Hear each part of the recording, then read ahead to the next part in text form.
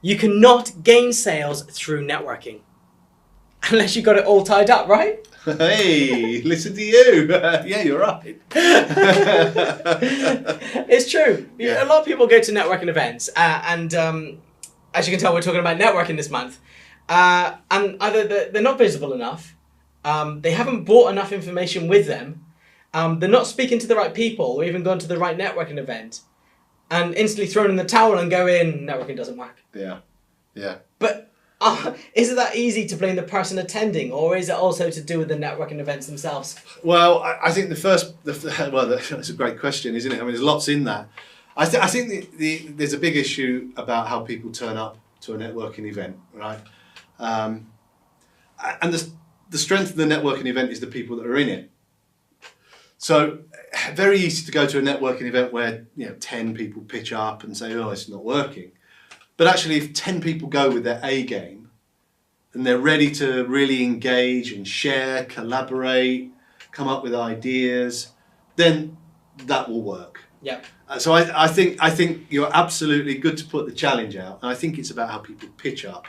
It's not the event. Now, some events don't work because they're the wrong event for you, but that comes down to you working that out over a period of time. Not one meeting, not one decision. Brilliant. So I'm Chris, and this is Steve, and Steve is from the Sales Mindset Coach.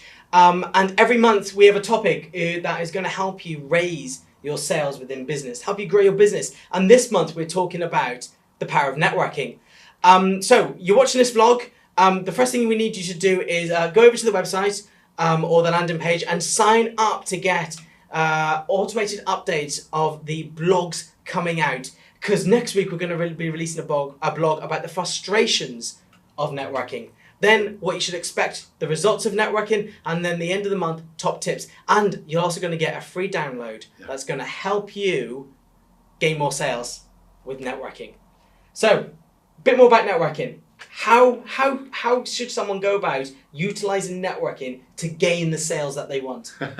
Yeah, and here comes the silver bullet, right? No, the point is, it has to be built into your sales strategy, your sales plan. So where you network, what you say, what you take, what you do is all built into your business plan. And part of your business plan is who is my ideal prospect. And part of identifying your ideal prospect is where does my ideal prospect hang out. And that is where you should network.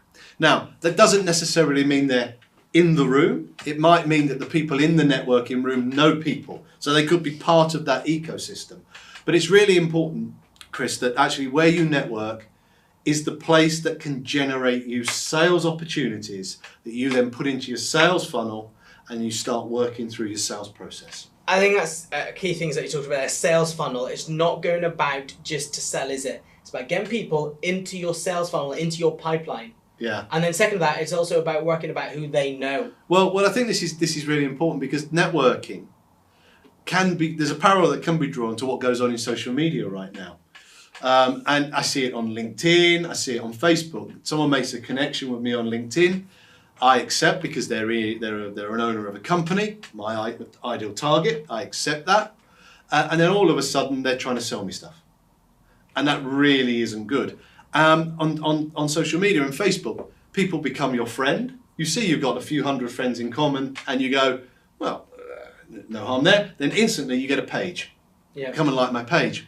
So networking is a bit similar, right? There's stuff that goes on that if you aren't taking the time to nurture either a relationship, create a position of trust, actually build some common understanding, you don't earn the right to try and sell something to anybody. Yeah. So I think it falls in that category of, really sort of understanding your buyer and working to them and how they want to buy. Because whether it's offline in rooms or online in networking groups, as you mentioned, online groups, social media groups, Facebook groups, you've got to remember that the majority of the people don't go there to buy. They go there to sell. Yeah. So you need to get them into your pipeline. Yeah. But being a small business, sometimes you can only think of the sale. So it's about getting them into your business strategy. I think there's a whole point here that, of course, in business, we've got to generate sales. And if you have the chance to sell something, why wouldn't you take it? But there is a value in taking the conversation outside of the room, because you can widen out your product range. You can actually make sure that the right product or the right solution is going to the problem that you're solving, and therefore that generally means that the value you create is then relative to the amount of money you charge. If you do take the quick sale, you might just be shortchanging not only your prospective client or your client, but yourself as well. And that brings me to the final tip that we want to give you is the follow-up. It's all about the follow-up, isn't it? Well, follow-up is critical, and some of the statistics that have been taken by by one of the American societies of sales, which is quite interesting in itself, whether you agree with the statistic or the data or not, but it says that 48% of sellers do not follow up.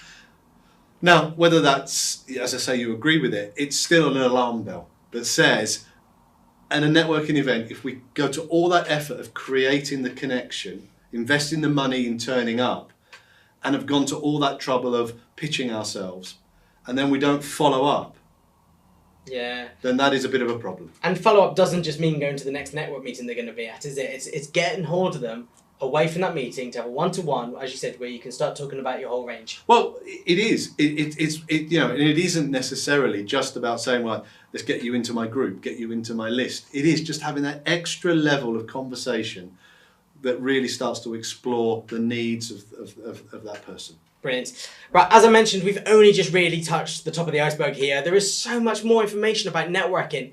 Even if you think you've got a good grasp of networking, we're going to give you some tips and advice over the next several weeks that will help explode the way that you use networking to gain your sales.